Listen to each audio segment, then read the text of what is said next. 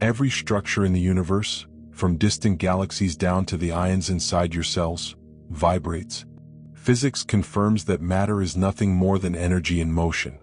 Among this endless ocean of frequencies, one stands out for its unusual purity: 963 Hz. Early mystics called it the tone of the divine, because exposure to it dissolved the sense of separation and produced an unmistakable feeling of limitlessness. Ancient cultures didn't arrive at that conclusion by chance. Egyptian temple architects carved inner chambers that amplified tones hovering near 960 Hz. Initiates reported leaving their bodies and entering a state they described as union with pure light. Vedic seers tuned the syllable Om to a similar pitch, insisting that the vibration carried them beyond intellect into direct perception. Across the Atlantic, Mesoamerican shamans drummed at almost identical intervals to coax participants into lucid visions. These civilizations were separated by oceans, but they converged on the same sonic key, suggesting they had discovered a universal principle rather than a cultural superstition. Modern instrumentation now explains why. When an external sound wave matches a natural frequency inside the body, resonance occurs. The pineal gland, a pea-sized structure nestled between the hemispheres of the brain, contains calcite microcrystals with piezoelectric properties. They generate electrical charge when mechanically stimulated.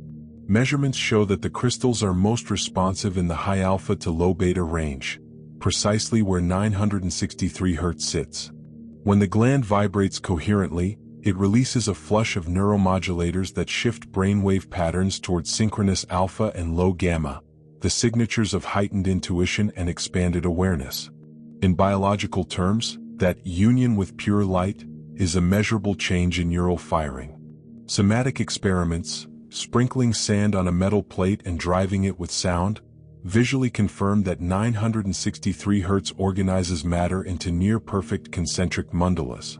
Replace the sand with cerebrospinal fluid and the plate with the membranes surrounding the ventricles, and you glimpse how the same patterning could be sculpting subtle electrical fields inside the head. Order replaces chaos, neural static falls quiet, perception widens. Accessing the effect does not require elaborate ritual. Exposure is enough, but the body adopts the tone faster when three conditions are met. First, the diaphragm must move slowly and evenly, because relaxed breathing tells the autonomic nervous system that vigilance is unnecessary, freeing metabolic resources for higher cortical activity. Second, muscles in the jaw, neck, and shoulders need to release. Tension here dampens bone conduction, the pathway that carries vibration into the cranial cavity. Third, attention must remain steady for several consecutive minutes. Flitting awareness scatters cortical rhythms and weakens entrainment. A practical session can begin with a single deliberate breath whose exhale lasts longer than the inhale, encouraging vagal dominance. Let the mouth soften and the shoulders drop until the skull feels light on the spine. Then allow the 963 Hz tone to enter. Earphones, a singing bowl, or a recording will work. Rather than chasing visions, notice sensation. A pulse behind the brow, a widening around the temples, a subtle glow in the chest. Those cues signal that the nervous system is beginning to phase lock with the external tone. After 5 or 6 minutes, the boundary between sound out there and field in here often dissolves, replaced by a calm alertness in which thoughts float without grip. Stay until the tone seems to originate inside the head instead of the speakers. That shift marks full resonance. Consistent exposure produces cumulative change.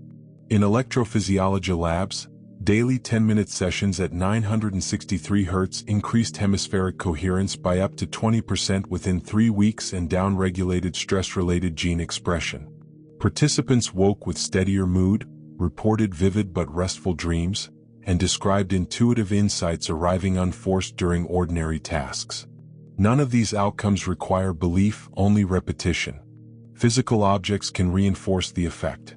Crystalline quartz, owing to its own piezoelectric lattice, vibrates sympathetically and can act as a carrier.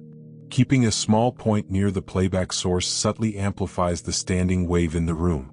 Geometry helps as well. The flower of life pattern, inscribed on paper and placed beneath the crystal, reflects radial symmetry that mirrors the interference pattern produced by the tone, sharpening the energetic focus. These additions are optional, but they illustrate that sound, mineral structure, and form speak the same electromagnetic language. Words form another layer. Speech is vibration. Statements voiced while the brain is under the influence of 963 Hz propagate deeper because cortical gating is lowered and the limbic system is calmed. Choosing sentences that match the frequency, such as "My awareness expands beyond visible limits," or "I align with the organizing field of life," creates a feedback loop. Thought shapes energy, energy reinforces thought, and the combined signal imprints on the subconscious. Whisper them once the resonance is strong. Let the syllables ride the carrier wave rather than forcing volume. Skepticism is healthy, yet many who test this tone are startled by its neutrality. Unlike emotionally charged music, it does not impose mood, it removes interference. Under that quiet, personal truth tends to surface. A decision long avoided becomes obvious, or a relationship pattern suddenly clarifies. That clarity is the lived meaning of "you will have everything." Not that matter materializes on command, but that consciousness stops sabotaging the flow already present. Resources, ideas, and connections move toward coherence the same way iron filings align around a magnet. The invitation is simple. Treat 963 Hz as a daily calibration tool. 10 minutes of attentive listening, combined with relaxed breath and unclenched muscles, is enough to remind the nervous system of its wider bandwidth. Over time, the state persists beyond the session, and life organizes around the steadier signal. Ancient priests used stone chambers. You can use a quiet room and a set of headphones. The physics is identical, and so is the outcome. Perception widens, separation thins, and the mind recalls its place inside a much larger field.